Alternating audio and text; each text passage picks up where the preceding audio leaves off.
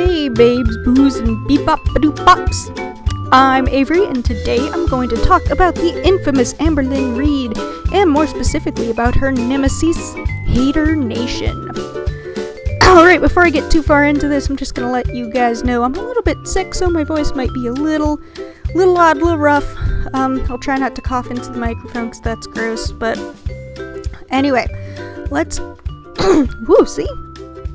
let's jump into it. So recently, as in for about 3-ish years, we have seen the astronomical rise of reaction channels. Specifically, the reaction channels that focus on the fat girls of YouTube, Haydur Nation. I was first introduced to this community when I watched Cecil McFly's video, which of course will be linked in the description, though I doubt anyone who's bothered to click here hasn't already seen it. It's a good video doing a deep dive into Haydur Nation and all their own drama and scandals and whatever else, because I didn't even know that they existed before that, and now I feel like we are so greatly acquainted. It even got me to start watching Zachary Michael, which, you know, I enjoy him. He's a fun dude. But it did also get me to look a little bit closer at Amberlynn Reid and all of the other channels that they focus on. I don't remember how I first came across Amberlynn and Foodie Beauty in particular, but I think it was probably Omegon's videos on them, which once again I'll have linked or carded or whatever. This video might be what Haydur Nation would call Amberlynn sympathizing, but I don't really care. I'm not really going to defend her so much as I want to point out some things that Haydur Nation does or conveniently forgets. The sort of things that I think cause their critiques to be stupid, ridiculous, make them kind of redundant, and just things that I think go too far.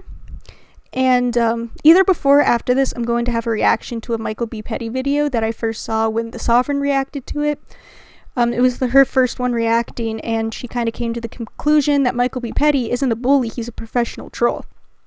I came to a very different conclusion, and this has been mulled over in my brain for a year, and there's just a lot of stuff I want to say on it, so that's, yeah, I'll put that in a card or something here when it is actually done.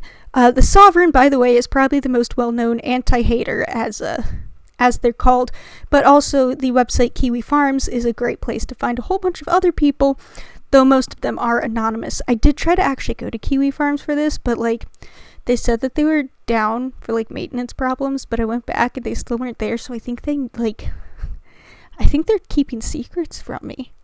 I feel a little left out. Anyway, I have one other thing that's a bit of a disclaimer. I'm not about to defend or talk about any of the other channels that are targeted by Haydur Nation. I know of a couple. Life by Jen and Amy's Life Journey are two that I have not heard about. And then, of course, the big one, Foodie Beauty. And God knows I will never be defending Foodie Beauty. Chantal is an awful human being, especially recently, and she's been going rapidly downhill, and I don't want to touch that because it is gross, and it is probably a lot deeper than I'd like to dig into someone's mindset. And, yeah, I would just really rather not mess with that fire. Anyway, so this video is actually specifically about Haydur Nation and their responses and reactions to Amberlynn in particular. So, the first thing I want to do is go into the history of Amberlynn, because that's something that really connects to a lot of these problems that I have with the nation. This is all information that is publicly available, that she's talked about or people have creepily dug up, but is now relatively well known. She actually has her own wiki, which is kind of weird. So all of this information is something that I am sure that the nation has acquired, especially the big names in it, because, they seem kind of obsessed. So, alright, so going into the history of things, I'm actually going to take a break to catch my breath because I cannot breathe through this sick. You have probably heard me pant. Anyway. Alright, took a drink, puff on the inhaler, and I'm back. So Amberlynn was born in 1990, making her 31 at this point, as her birthday is in December. She has 3 brothers, all younger than her. Tony, who is a year and a half younger. Jonathan, who is 8 years younger. And James, who is 11 years younger. Her parents were addicts, which is a difficult situation for any child to be in. They apparently had fights that would get violent, and so, for the children's protection, Amber and her brother were put into foster care. This is such an important thing when it comes to how she behaves as an adult. She was surrounded by toxicity, and addiction especially really comes into play when you consider that Amber has a food addiction. Her brother Tony was verbally and physically abusive towards her when they all lived together. He is apparently in jail and about to be released, at least at the time that the wiki was last updated, which I feel like might not have actually been that recently, but so it's just, and that's especially bad when you do remember that Amber had to act as a mother figure for all of her brothers while their actual parents were busy doing other irresponsible things. And the oldest of them not only took that for granted, but also ended up abusing her for her trouble. So, yeah, it's a terrible place to really start out your life, and the effect that it is going to have is profound. So while Amber grew up in poverty, she still gained a lot of weight, and as it turns out, the majority of obese people in the United States do tend to come from the lower class, thanks to the availability and cheap price of foods that are bad for you. There's a reason that poor people go to McDonald's, and I know this because I've been there. There were times that I had no money for groceries, but I could find $1 in couch change and go and get a cheeseburger. It is an unfortunate statistic. So from 8 to 12, Amber was shifted around in foster homes. I don't really think I need to go into how our foster system is absolutely broken. No child is going to come out of shifting homes without some form of trauma. Amber has one story of being thrown down the stairs by one of her foster sponsors, and I refuse to call some of these people parents. I have had some run-ins with foster parents in the past, and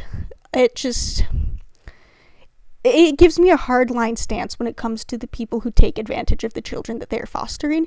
It is disgusting. You are taking a human child into your home, and, people get paid for it, but that money is supposed to be for that human child. But so many foster sponsors they don't use it for that. So many foster children are abused and neglected, and there's absolutely no structure and no checks and balances. But anyway, that's not what this video is about, so I'm gonna leave it there. Amber continued to gain weight while she was in the foster system. She was also separated from her brothers, those people that she had been a stand-in mother for her entire life. Possibly the most tragic thing for Amber was that James was adopted.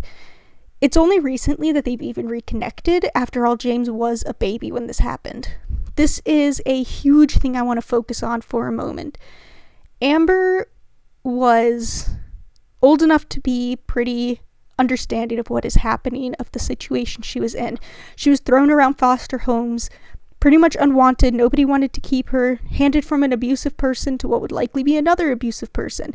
And while she's struggling with this sort of feeling of being unwanted and just kind of tossed around, her baby brother, whom she had been protecting his whole life, is adopted and taken into a presumably loving family, never to have contact again. It was a closed adoption. She wasn't going to know who the parents were. It was possible he was going to grow up not even knowing that he had a biological sister, and I can't even imagine how that must have affected her, because on the one hand, you know that he's safe, and on the other hand, you might never get to see him again. You might forget about him. He might forget about you. It's a huge thing with foster children that we try to keep them together, because being separated from a sibling, especially one that you went through trauma with, which if you were in the foster care system, chances are you went through trauma with your siblings. It gets worse if you are separated, when you're taken away from that stability and that comfort. Unless, of course, one of your siblings is like Tony, in which case you should probably not be around him. And again, this isn't just about James and being separated. It's also the idea of how Amber must have felt when she saw her brother taken in by a family while she was being neglected and nobody seemed to want her. I can imagine just this sense of jealousy over her baby brother that must have really affected her. That's definitely, I think, out of a lot of the stuff that we know about Amber's past, that is definitely one that I think really needs to stand out. So in high school, she was given back into the custody of her parents for some reason, and she lived for a while with her grandmother. Her early high school years were not good ones. Amber fell into a similar set of addictions as her parents, specifically alcohol and marijuana, along with food addiction. I assume that she had since a child, honestly, when she started really gaining weight. It is also something that is often used for children when they are in traumatic situations to use food as a comfort. So that is not surprising. And then she slipped right into other addictions when she reached high school. She had an almost 0 GPA because she kept skipping class, or she would go to class while she was high. And eventually she became suicidal and ended up in a mental hospital. Opinions of mental hospitals vary. Some of them are terrible, some of them are very helpful. I have a brother who went to one when he was suicidal when I was in middle school, and it did not look like the most pleasant of places, but apparently this one had a good effect. After she left, even though Amber had nearly 0 credits, she somehow managed to graduate on time, pretty much completing an entire high school career in 1.5 years.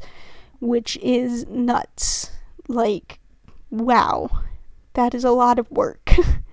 An interesting tidbit on this is also that she was the first person in her immediate family to graduate high school, which makes it all the more impressive that she was able to turn things around to do this. Of course, this is a given when it comes to her younger brothers, but it is also good to note that parents who don't finish high school, especially ones who are abusive in other ways, tend to have a negative effect on their children when it comes to school. I feel like I am saying affect a lot.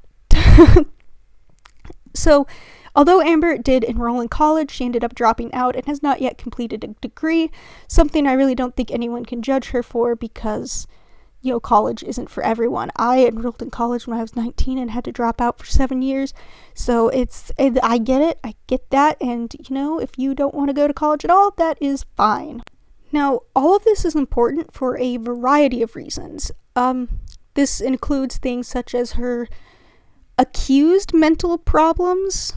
Some of them, I don't think she's actually been diagnosed with anything, even the more obvious ones. I think, though there are some people who are like, oh, she hasn't been diagnosed with binge eating, but you don't get to 600 pounds without having an eating disorder. I'm sorry, probably binge eating. Some of the accused mental issues are her attachment issues, that she's being afraid of being alone with no relationship, so she jumps from girlfriend to girlfriend, within a year. I don't think she's gone a year without having a girlfriend since her first one, after high school. She buys things for the people in her life, and some people have called that out as trying to buy love.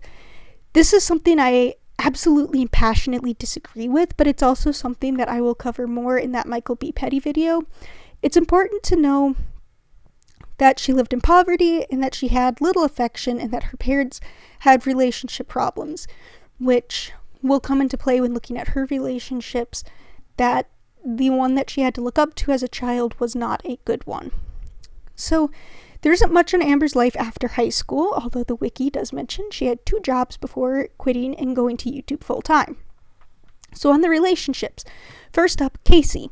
I had to stop and re-record this bit because I misread my script and ended up misgendering Casey. Casey is a trans man who identified as a girl when he first met Amber. There's a bit of an age difference, with Casey being about 14 to 15 while Amber was 18 to 19.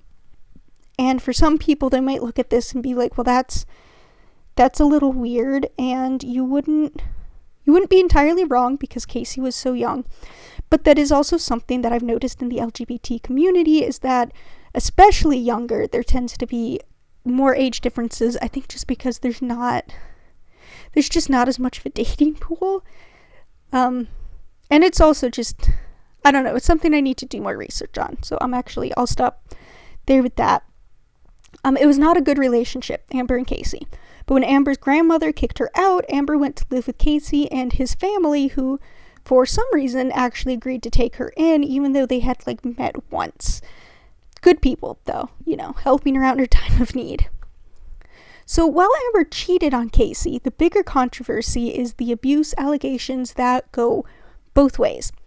Amber started this with a video claiming she was verbally, emotionally, physically, and sexually abused by Casey, and Casey quickly replied with a "no you," and Amber took her video down, and that is pretty much it.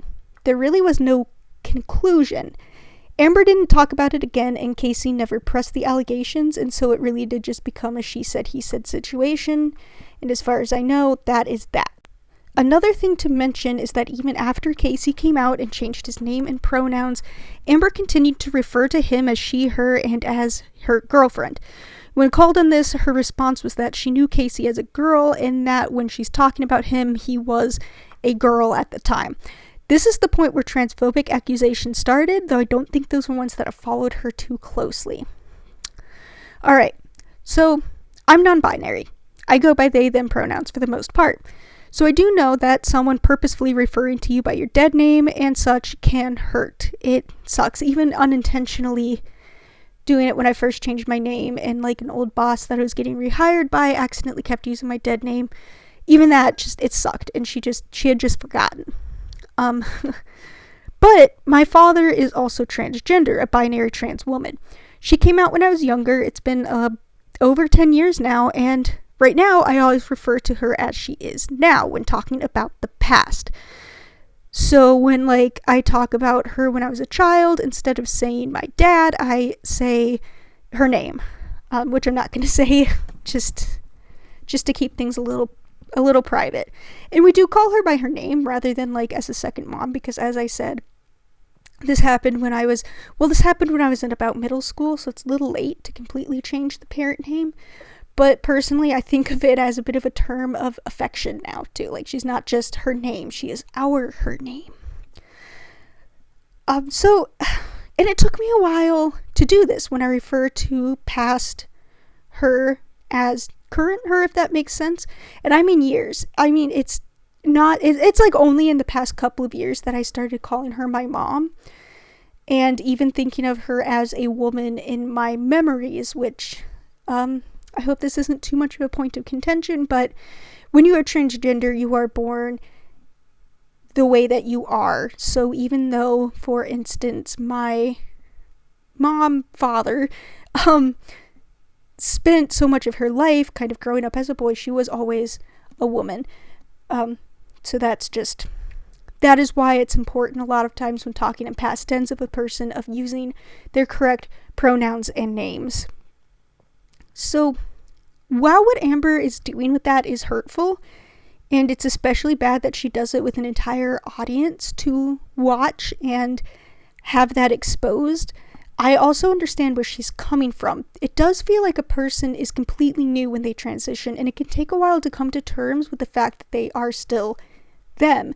Something that I had an issue with, like I said, and it took me years with someone I was living with. And since Amber doesn't have contact with Casey, I think it's a little understandable that she hasn't really reached that point. In a perfect world, this wouldn't be an issue, but, as a trans person, this is just kind of the world we live in. Kind of just have to deal with people like that. So this isn't a good thing, but I also kind of understand what Amber's trying to explain, even though it is still wrong. Alright, so let's keep going. Next up is Crystal. Crystal is a woman that Amber had cheated on Casey with, and Amber very quickly moved in with her after her relationship with Casey ended. This is another one that she met online, which I think she actually met all of her girlfriends online. And they hadn't even met when Amber moved in with her, which it's kind of weird, kind of crazy. But this is when Amber started on YouTube. Crystal was uncomfortable on camera, but Amber would more or less ambush her and force her to make an appearance. After they broke up, Amber continued to live with her as she could not support herself and move. They apparently continued to share the same bed. This was another red flag with a lot of people, but to bring another personal anecdote, God, that's a hard enough word to say. It's even harder when my throat is straining. So, to bring another personal anecdote into things, my wife was still living with her ex-fiance when we first started dating. They only had one bedroom, and so they had to share the same bed for months.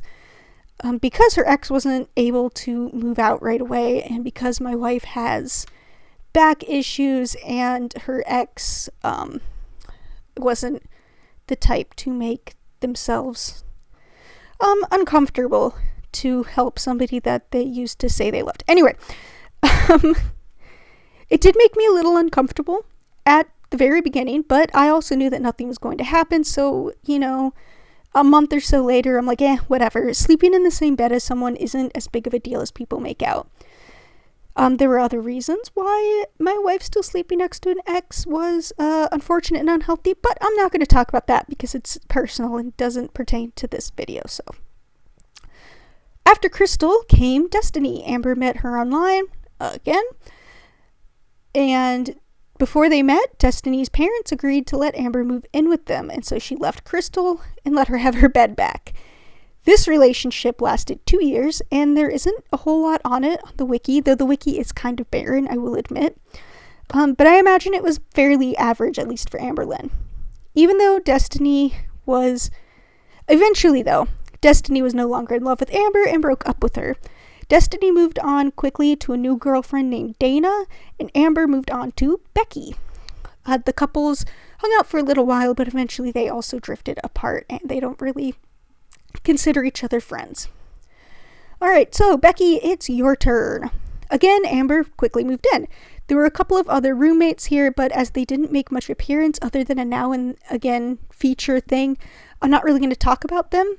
The wiki also doesn't have a whole lot on them, and they also don't have a whole lot on the relationship with Amberlynn and Becky. I assume because a lot of things people have pointed out on that are likely nitpicks, because a lot of things are, and there's just like nobody wants to bother sitting down and going through all of those nitpicks for a wiki. So I imagine, again, it was a fairly average relationship for the most part, although what an average relationship for Amberlynn is, I don't really know, but happy enough that it lasted a while. However, Becky's sister Misty did say that eventually Becky was in it for the money and Amber was in it for the caretaker. It's sad that the amount of times that this happens in relationships where one partner is obese and that they don't just decide to split up and go with the new dynamic before they start hating each other. But I've never been in that situation. I don't know. So when Becky and Amber broke up, they talked about it on a live stream, basically saying that it was a difference between goals and dreams, their life going separate ways, blah-da-dee-da-da-dee. Before this, Becky was apparently going to propose to Amber, though from what her sister said, they probably both dodged a bullet there. I've also been people debating whether or not Becky actually bought rings or whatever. I don't know why that matters, like who cares, but anyway, after they broke up, Becky made her own YouTube channel, but it isn't doing super well now after her own scandal that I'm not really going to talk about now because I don't know a whole lot about it. Amber's current girlfriend is known simply as Wifey, as she wants to be kept anonymous. Some people are wary of her, though to be fair, no one actually knows much about her, so we can't speculate too much.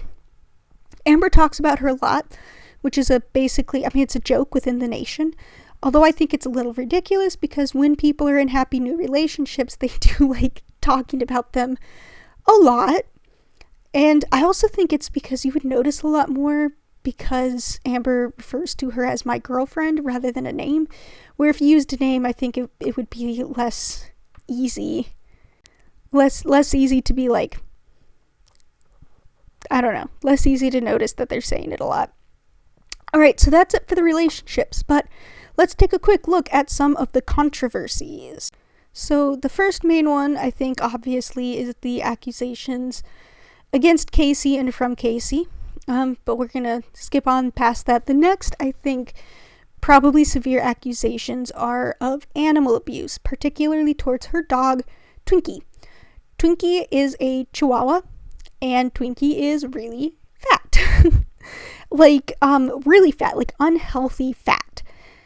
Which, of course, is going to cause problems. there's a couple of times I refer to my pets in this. My cat right now is like 15 pounds, but that is because he has a mouth infection. He's on steroids. It makes him fat. I don't think Twinkie is anything like that. There's never been anything mentioned, and so that would be a dietary neglect, letting Twinkie get unhealthy levels of fat. Another thing noticed was that Twinkie's nails were untrimmed, which that makes them curl under, and it's very painful for dogs to walk on those. And it does show right away she's not getting the proper grooming care she needs. She isn't getting walks, partly because I can't imagine she can go very far like that. But sidewalk and pavement are often also able to keep dogs' nails trimmed. My dog loved walks, and I don't think he ever had to get his nails trimmed until he got to the point that he was too old to be able to go on as many walks.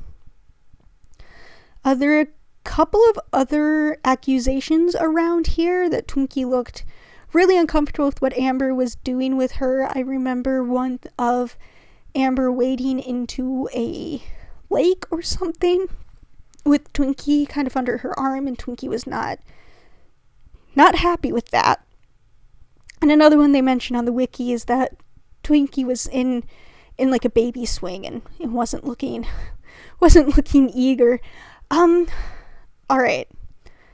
This is something that I'm a little wary of saying, but I don't think it's necessarily a terrible and abusive thing for pets to be uncomfortable. Also, Twinkie is a Chihuahua. Chihuahuas are always uncomfortable, which doesn't, of course, make up for the unhealthy diet and the nail trimming, which are absolutely horrible. But when it comes just to seeing a clip and being like, oh, your pet doesn't look happy, you must be abusing them, because this happens all over the internet, and sometimes it's true, sometimes it is very blatant. But I think pet personalities are something we really need to take into account on that. I think right now I'm not even talking about Twinkie. I'm just like doing a weird public service announcement, because my cat right now, the 15-pound cat, loves being manhandled. He is more like a dog. He likes it when you kind of mess with him, and he'll make these little groanies and like meows that, if you know him and have been around him, you know are fake. And like, when you're messing with him, he won't run off. Sometimes you can get him to run off and he'll go about 3 feet and then just lie back down and wait for you to come and mess with him again. It's great. He's adorable. I love him. It's pretty hilarious. But we also know when we've gone too far by the way that his meows and growls go. You can tell when he's starting to be like, okay, I'm done. Or if he full on hisses, because sometimes it's hard to tell. Because like I said, he's very vocal. And sometimes it's hard to tell. But he'll hiss, or like usually we catch it before the hiss. So that's just, there's the mutual trust that we have, and so him being messed with like that, he trusts us to let go when we've gone too far, and of course we do. So again, I don't think Twinkie is really like this outside of the fact that she is a Chihuahua, and that's kind of just their face. But I don't know. I don't know Twinkie's personality. I don't know. But the nails, the fat, absolutely are neglectful and painful for the poor thing, and very well could be having some emotional issues as well. So the second time animal abuse allegations came up with Twinkie again was when she fell ill and Amber didn't take her to an emergency vet, even though there was a 24-hour one nearby. The bigger issue with this for me is that Amber lied and said that there wasn't, like as an excuse to not take Twinkie somewhere. Twinkie was apparently shaking in pain throughout the day, and instead of staying and comforting her or taking her to a vet, Amber went out shopping and out to eat. She apparently came home, gave Twinkie an aspirin, and the next day she was better. But that one day is, I think, too much for most people who love their pets. So I do want to comment on this one. Again, a little bit nervous about this, because yes, this looks very bad, but I don't know if the vet part is necessarily as bad as people like to say. First off, vets are expensive, like really expensive. They pump money out of you because they know that you're desperate to help your pets for like literally anything. And emergency clinics are even worse when it comes to gouging you for money. I mean, I don't even go to the emergency room for myself as a people unless I feel like I'm dying. There is also the fact that most vets will tell you to wait a day or two to see if the illness persists before coming into an appointment, which is why it's strongly encouraged that when your pet has an illness to call the vet first and get their advice, because they'll usually be like, well, give it a little time, because sometimes, it can just be a stomach bug or something. Stomach bugs can certainly be painful. Amber should have called, obviously. Twinkie was in extreme pain. She was shaking from it, and like, I have another Chihuahua joke of just how Chihuahuas are inherently shaky creatures. This is still a red flag. And there's not a whole lot that you can always do besides give comfort. But Amber should have called the vet, should have gotten, like, do I need to take her in, or would she be okay for a day? Can I bring her into an appointment instead? Or what is there to do that can comfort her? And Amber didn't do that. She didn't call, and she didn't comfort, and went out to have fun. That is, I think, definitely messed up, and again, just incredibly neglectful. The poor thing was shaking in pain and left alone for hours. It's awful. And then she comes home and gives Twinkie an aspirin, and Twinkie's like, better. Okay, great. But that still doesn't mean that was a freaking emotionally scarring night for the poor creature. I don't know what the reaction was to her giving Twinkie an aspirin, but if there were people who are like, oh, you shouldn't give dogs aspirin. My dog, when he started to get pain in his hips, the vet did recommend a low dose of human aspirin. So, I mean, I don't know the dose that Amberlynn gave, or if she researched first. I don't know. Although, to point out, my dog was medium-sized, and Twinkie is small, though Twinkie is also so fat they might have been close in weight, especially my dog's past couple of years. So yeah, the thing that really gets me here is that Amber left the poor thing alone while she went out, and it shows an extreme lack of empathy towards her pet, something that we can also see in the nails, and I would also say in the vlogs where Twinkie looks especially uncomfortable. And empathy is very important as a pet owner. I've been recording for 8.5 minutes. I'm not redoing it for that misspeak. So it also, the fact that Amber shows such little empathy definitely can make my points about Twinkie's boundaries and her personality pretty obsolete. So I will absolutely admit to that. Alright, so I got a little bit in depth on those. Sorry, a lot of sort of personal thoughts and things coming out. Let's just continue on. So when the pandemic first started, Amber, like many people in the United States, panic bought. So she just kind of stocked up on a bunch of things. I don't know why this one's a controversy, as, she didn't resell it for hiked prices like a lot of other people did.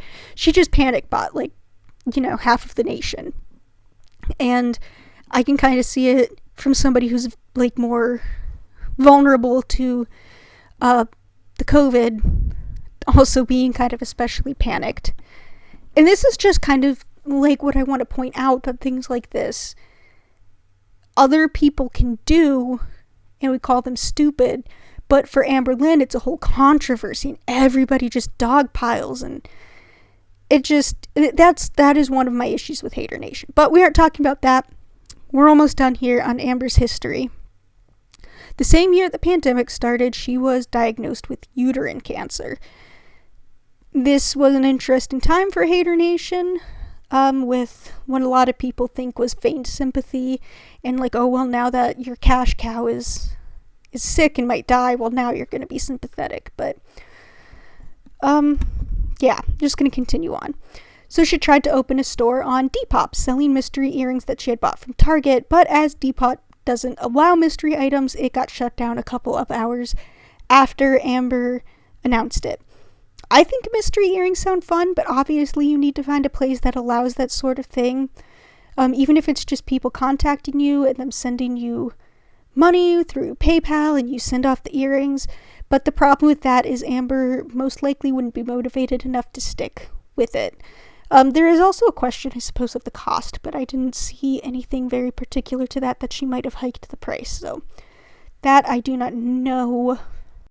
Though she did also, I think, sell things like her journals and like, I don't know, hair ties or something weird like that. She was like decluttering because she's a bit of a, well, she is, she's a bit of a hoarder. I mean, she hasn't really been diagnosed with anything, so I can't be like, oh, she's definitely a hoarder, but this is one of the things that Haydur Nation gets on her back about, where I'm like, well, duh, she's a hoarder. Do you even remember, like, her childhood, not having things, not being able to have things that she wants? Anyway, a lot of this really does come down to that Michael B. Petty video. It's like all of the issues I have with Haydur Nation in one video, and it is old. Alright, I know that. People are going to be like, it's old, he's changed, doesn't do that anymore. I know. I am aware, but it works for my cause. Anyway, I really need to stop getting distracted. Amberlynn has somewhat recently made a channel change, and instead of uploading vlogs, she's doing live streams that require a subscription fee to watch. While this upset a lot of people, including her like genuine viewers, I honestly see why. Amber has so many hate watchers. I can see this as being kind of like a buffer against those people and to kind of vet out for the people who actually care. Although the hate watchers are kind of what made her so popular in the first place and what kind of like made her money for a long time. But anyway, I can see why after all of the hate and reactions and everything she gets that she might want to put a paywall up. And also, you know, there you go, genius plan to make money, I suppose, because the views that the nation gets certainly pay more for a subscription.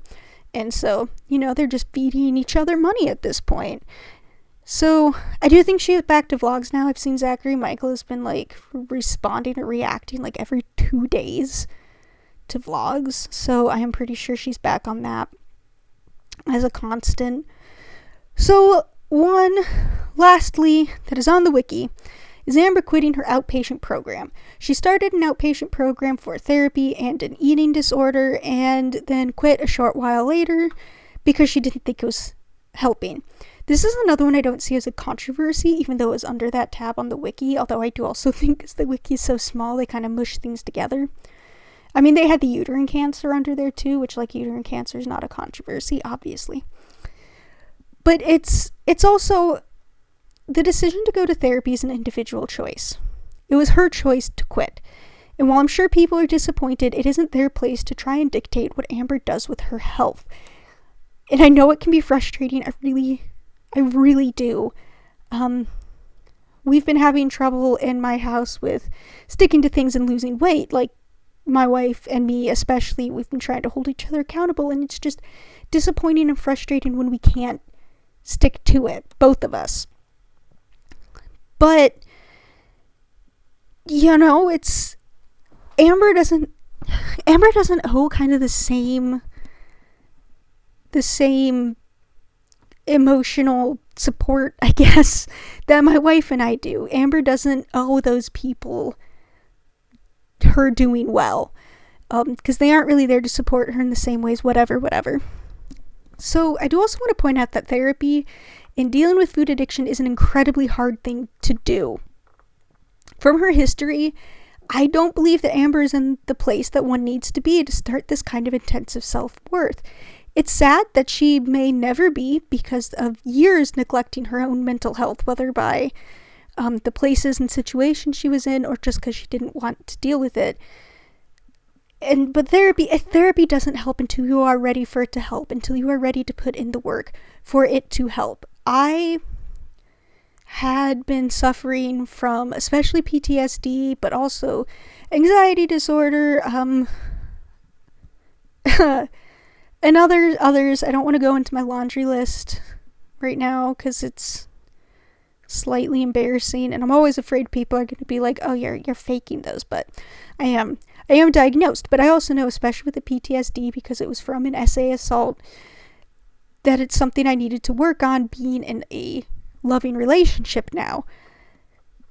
But I couldn't do it. I had to wait, and my wife had to wait. We had to wait for me to be to the point that I could start dealing with that, because it is difficult, it is scary, and I think it's the same thing when it comes to eating disorders and food addictions and everything Amber would have to go in and unpack. It's going to be hard, and she just might not be able to handle that right now. I highly doubt she is, and I can see why she isn't pushing herself.